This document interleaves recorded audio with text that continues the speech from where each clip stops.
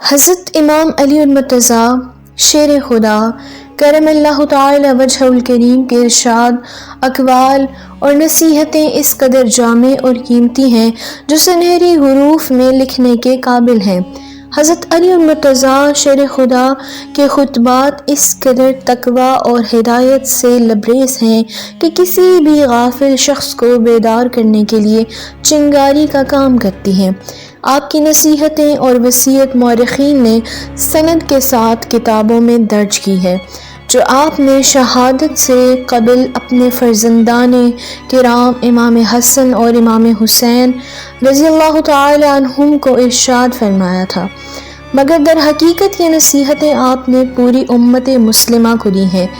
جو اندھیروں میں جلتی چراغ کی مانند ہے۔ آپ نے فرمایا کہ میرے بچوں، میں تمہیں اللہ سے ڈرنے کی نصیحت کرتا ہوں، میرے بعد تم دنیا کی محبت میں مبتلا نہ ہو جانا، کسی دنیاوی شے میں ناکامی پر افسوس نہ کرنا،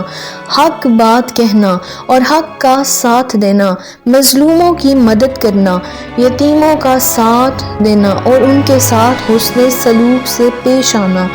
ظالم کی حمایت نہ کرنا اور بے کسوں کو سہارا دینا، قرآن مجید فرقان حمید سے ہدایت لیتے رہنا اور اللہ کے احکام کی روشنی میں ملامت کرنے والوں کی ملامت کرنے سے نہ ڈرنا۔ آپ نے فرمایا کہ میں تم دونوں کو وصیت کرتا ہوں کہ تقوی الہی اختیار کرتے رہنا، اور دنیا تمہاری کتنی ہی طلبگار ہو تم دنیا کے طلبگار نہ بننا، اور دنیا کی جس چیز سے تمہیں محروم کر دیا جائے اس کا غم نہ کھانا، جو کہو حق کی حمایت میں کہو اور جو عمل کرو اجر الہی کے لیے کرو، ظالم کی مخالفت اور مظلوموں کے مددگار رہو۔ میں تم دونوں کو اور اپنی تمام اولاد کو،